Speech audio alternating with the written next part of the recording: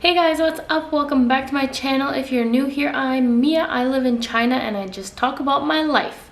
Today, we are going to be talking about I am going to be talking about my experience working at a summer camp in China for the first time.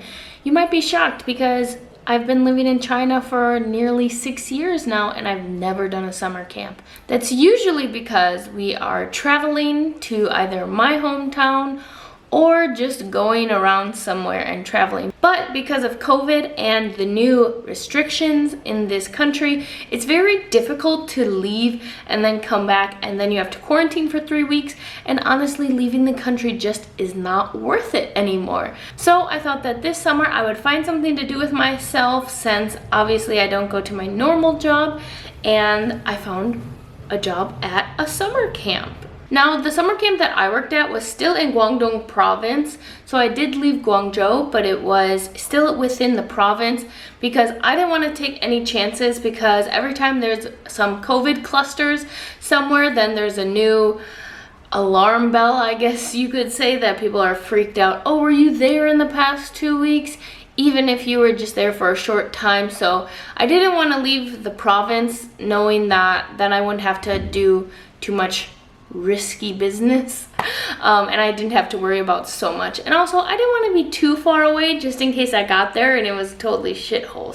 So what I'm going to be doing is I'm going to be talking about the pros and the cons of my experience in China. I'm moving my hands too much, but I'm going to be talking about the pros and cons and the things that I've experienced. Just keep in mind that this is the only summer camp that I've ever worked at, so I only have this experience. My experience is not going to be the same as your experience if you've done it, and if you are going to do it or thinking about doing it, again, they're going to be different in even every city, every country, anywhere.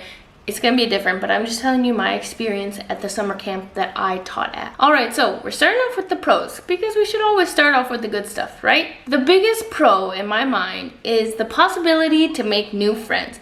And this is actually one of the biggest reasons I decided to do the summer camp, because, well, I have trouble making friends, and also it's kind of hard, especially making girlfriends here, because you make friends, they leave, or you meet girls and you just don't click, and it's not as easy, I find, as what I've seen guys becoming best friends. So I was really hoping that I could find at least one girlfriend that I could talk to and hang out with, because as much as I love Milton, it's nice to have girlfriends too, because all my best girlfriends are back in the States, so having the time difference is kind of difficult. But anyway, I ended up doing even better than just one friend. I found 3 girls that I could relate to. We hit it off right away. Honestly, after like day 1, we were talking to each other, we went to get meals together, we hung out, we got drinks together, went to the beach. I mean, it was like day 1, we were just really clicking and really vibing. It was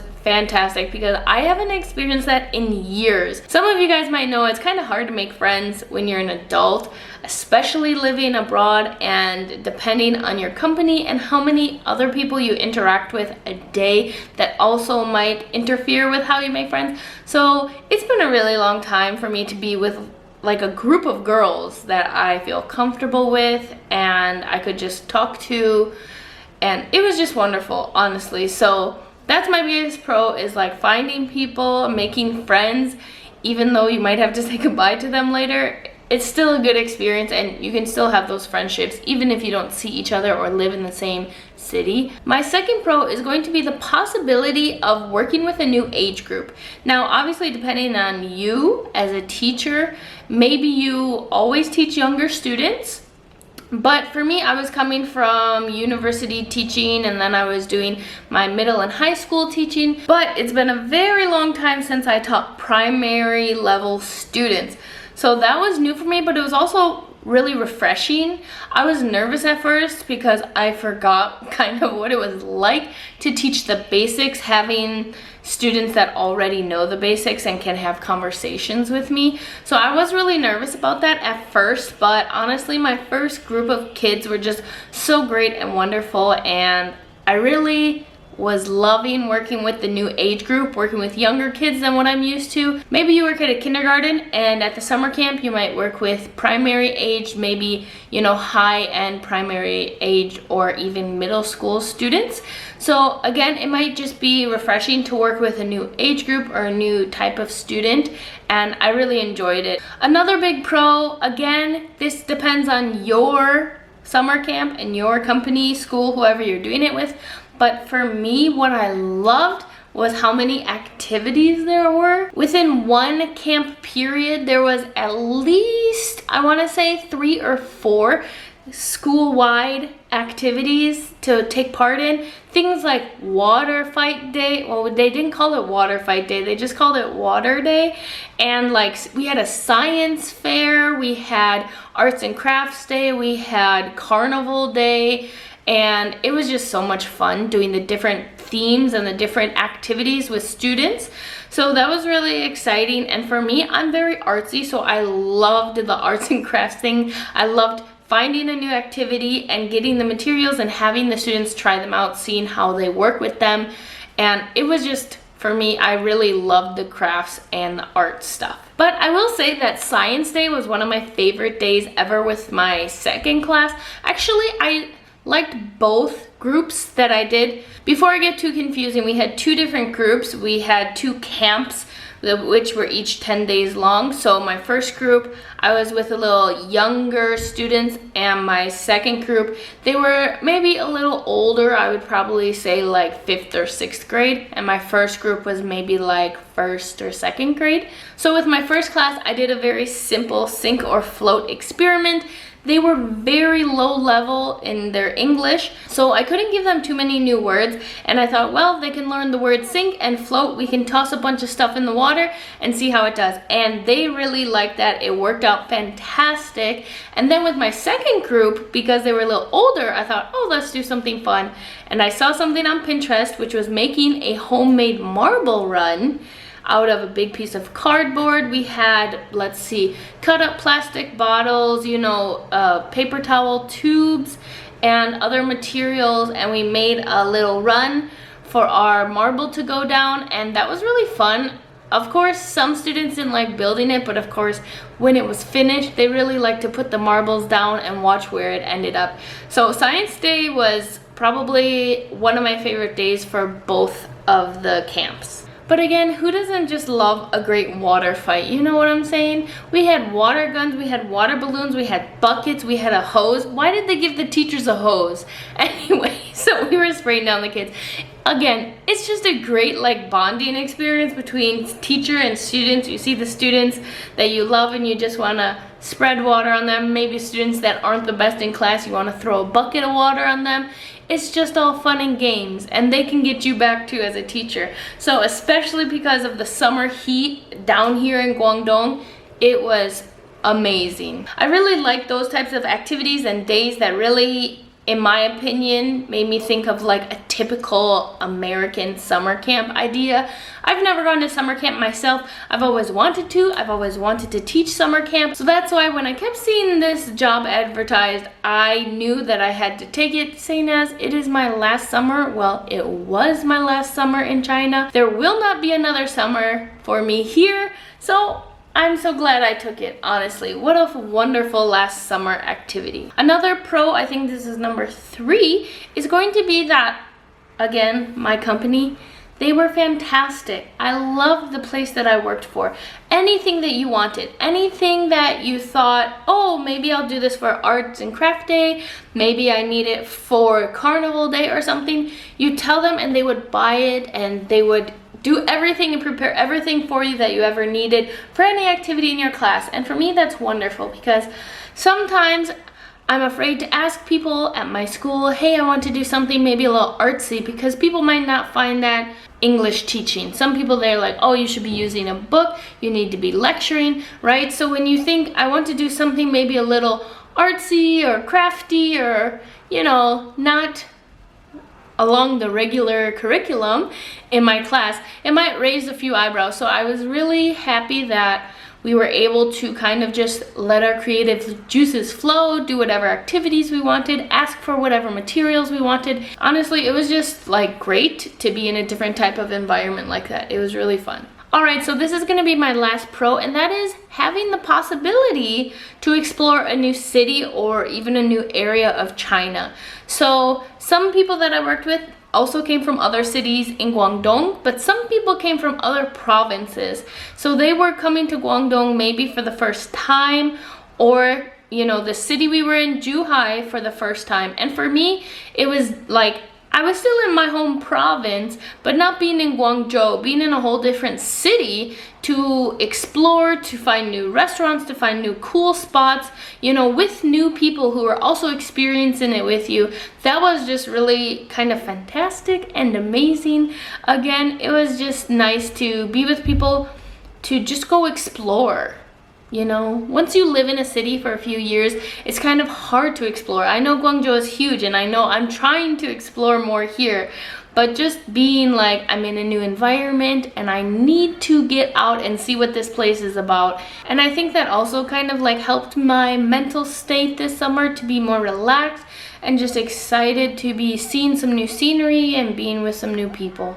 Now we're going to talk about the cons of working at a summer camp, and although there are some downfalls, there's downfalls in all aspects of our life. Like I said, don't let these things scare you away from possibly working at a summer camp. I'm just telling you the few things that I found that weren't that great about working at a summer camp. The first one is the way that our summer camp was set up. We had 10-day camp schedule. So that meant 10 days straight of working every single day, waking up early every single day, and being with kids 10 days straight. No 5 days and then a weekend. And honestly, this was kind of hard the first camp, but the second camp I got used to it, and we did get some breaks in between. We did get one full day off in between the camps, and then the second day off was more of a half day where we would go in to do placement testing with the new students, but we would only work for a few hours that day. So honestly, I still feel like we got at least a day and a half, if not nearly 2 days of a break in between each camp. So the second camp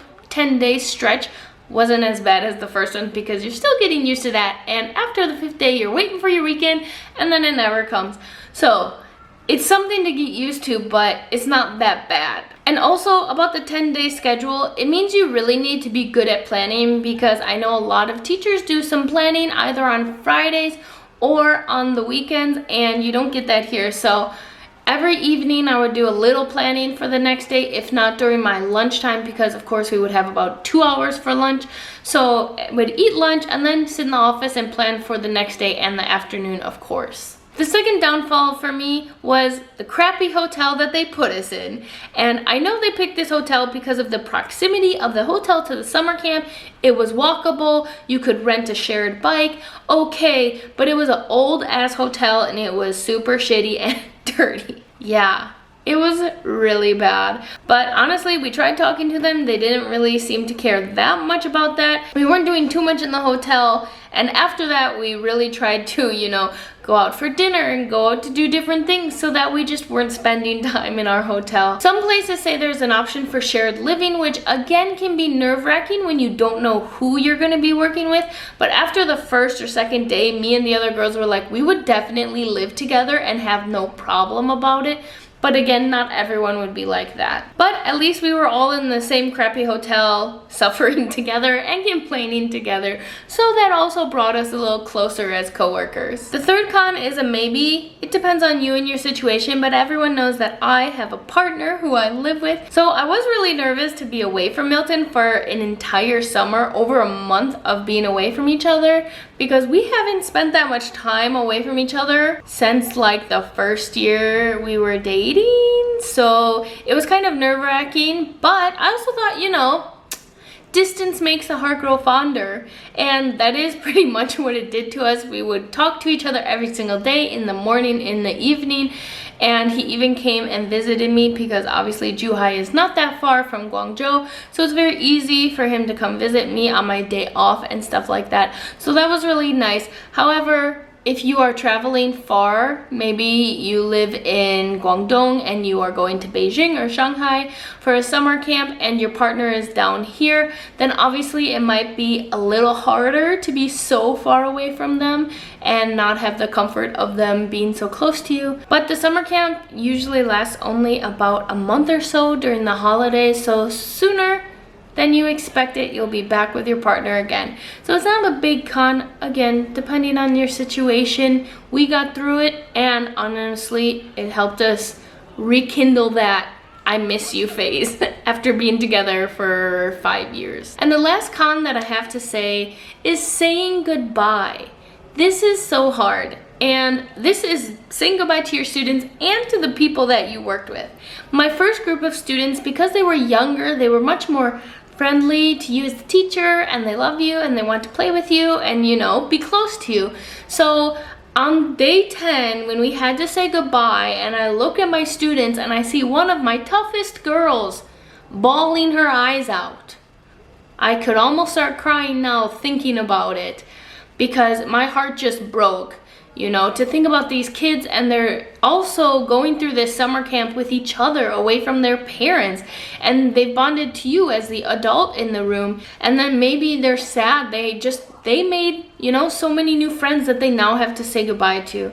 So it's really sad, and a lot of kids get homesick, so you're dealing with that too and trying to make them feel comfortable. But anyway, for me as a teacher, I get so connected to my students, so saying goodbye to them just makes my heart ache. And then of course, saying goodbye to your coworkers. Like I said, the girls that I became close with, on the last day, we were just like choking back tears the whole day because we wanted to say so many things to each other, but we didn't want to just be bawling and crying in the hallway. But luckily we were able to spend the last day and night together and have a nice goodbye. And we still keep in contact to this day, which is fantastic. And of course, even the Chinese coworkers that we work with, it was really sad to say goodbye to them, and especially our supervisor or our manager. She was just fantastic, and on the last day she could barely get any words out, and it was making me cry because I loved working with her so much. And anyway, the last day of a summer camp is super emotional, so just get ready for that if you're a very emotional person like I am. So now that we have laid out the pros and the cons, the question to ask is, would I do a summer camp again? And I 100% would do a summer camp again, this exact summer camp with this exact company, because I have the experience, so I know how they work. Even though I would be living in a shitty ass hotel for another month or so, I would do it just because I know that they're good company and they're reliable and they can help you with your lessons and help you with anything that you need. And I just really love them, and I love the people that work there, and I love the English teachers that were there, and obviously it would be great to work with all of them again. My one piece of advice to you is, if you're thinking about doing a summer camp or a winter camp, which is also pretty popular here in China, that I think it helps to be outgoing and adventurous.